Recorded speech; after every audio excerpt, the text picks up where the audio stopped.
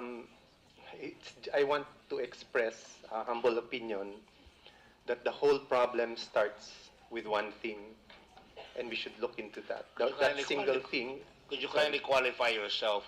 Because marami Yeah. po nanonood sa atin. Ano po ba ang inyong posisyon? Yeah, I should correct. I'm not a national scientist. I'm a scientist of the National Academy of Science and Technology and a professor at the UP College of Medicine. My expertise is not about vaccines. My expertise is in analyzing the numbers that are analyzed in a paper.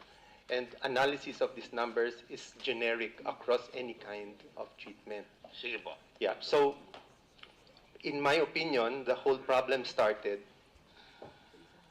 with bad science. With bad science. Science. In our opinion, that's the root of the problem. And that bad science, there were already signals of harm in seronegative patients many years ago, and it was ignored initially, and it led to a delayed recognition of that harm.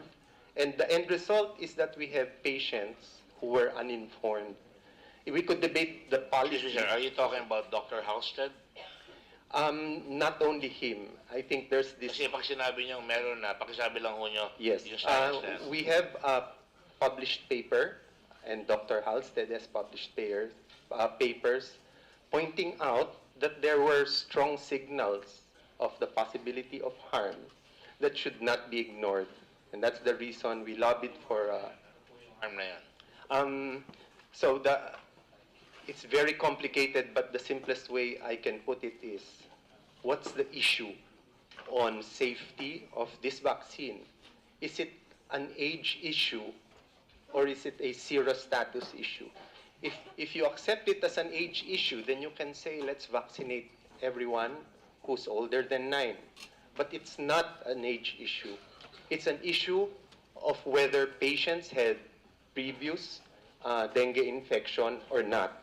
So that signal was ignored, and in our opinion, we are all victims of that bad science. The WHO is a victim of that bad science. The DOH is a victim of that bad science.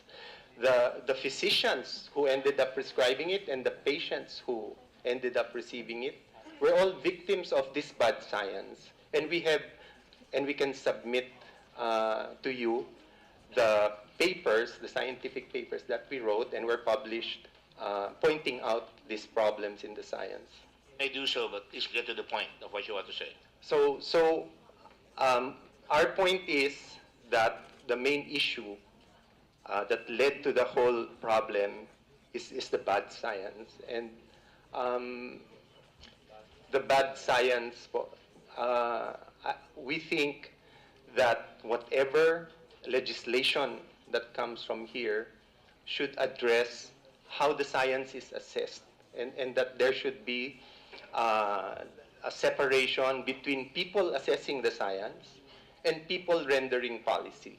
Because the people who saw the science, like the formulary executive Ang ibig niyo sabihin, dapat nakahiwalay ang science po. yung science na hindi dapat i-mix do sa, halimbawa, yung FDA, dapat pawang FDA lang at hindi dapat maging independent yung FDA. Opo. Ganun rin yung formularyo, dapat hindi napapakailaman. Opo.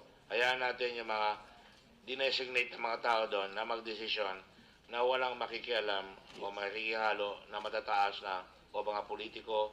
Hindi naman lahat ng politiko masama, pero yung mga dapat na yung mga ibig sabihin. Opo. Sige. Tama po.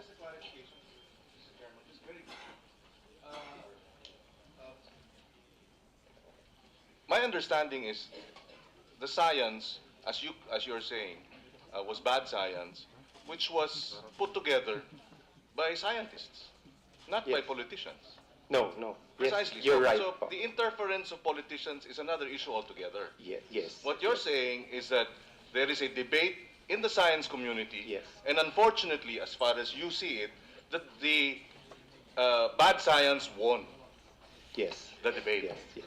And there was no political debate or politicians participating in that debate No. that led to the bad science. Yes. That is my understanding. Yes. Thank you. If I may clarify, Mr. Chairman. Go ahead. So the Before you science. do, Senator Gatchalian yeah. is now present in the chamber. Go ahead. Yes.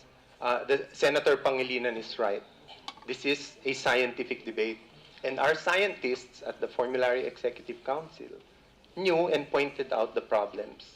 Now, because there was no adequate separation between policy and science, the Food and Drug Administration is under the Department of Health, then we lose the checks and balance. And who makes the policy? Because sinabi mo kanina, walang politika.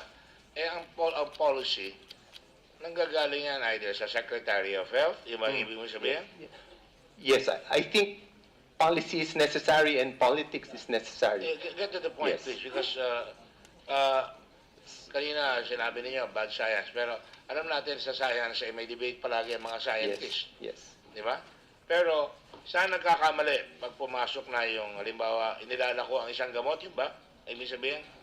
Kasi marami yung nakikinig sa atin, dapat matuntunan nila yung issue. Ano po ba sinasabi niya? So that's the basic issue, Mr. Chairman. I feel that assessment of the science should be separate from policy. The FDA should not be under the Department of Health and should be a separate institution, independent from DOH.